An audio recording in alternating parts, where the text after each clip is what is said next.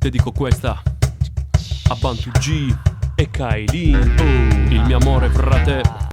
Oh oh. Paolo Carta Mantiglia al beat. Sì. Air Bomb.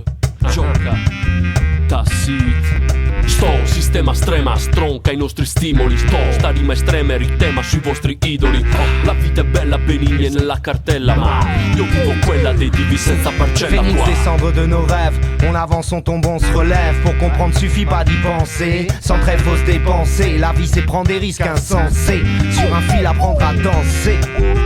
Poco cash col rap, tocca il lavoro vero. Puttana troia l'Italia, tocca il lavoro nero. Tocca un lavoro serio, ma non adori al serio. Non la respiro la nebbia, io me ne torno al ghetto. Vivre c'est faire des choix, des bons, des mauvais, des fois. Mais vu qu'on le sait qu'après coup le pire c'est de pas en faire du tout. Ivre d'inconnu, que faudrait-il regretter? De ne pas avoir eu le courage d'un Prométhée. La vita vale la pena che te la vivi. Se vivi da paranoico stai stolco e non te la vivi. È un colpo in preservativi, un mojito e poi ti attivi. Se vomito ribevo tipo stile sopra i recidivi. Depuis le début, depuis tout maille et sa tribu. Le feu sacré c'est le savoir, tout son y contribue. Être en vie c'est avoir mal aussi. Si on savait tout par avance on sortirait pas de son lit.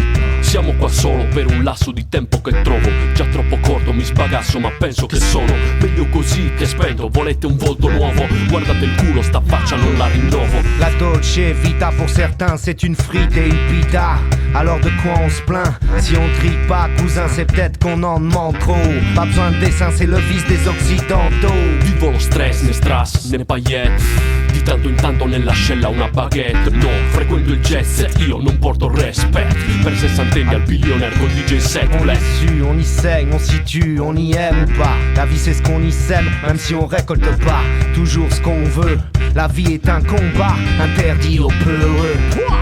Tocca finire ciò che è cominciato e cominciare ciò che non è mai iniziato. Se sta a farti pare, mi pare che non fai un cazzo fra te. Puoi anticipare le mosse e cambiare l'andazzo da te.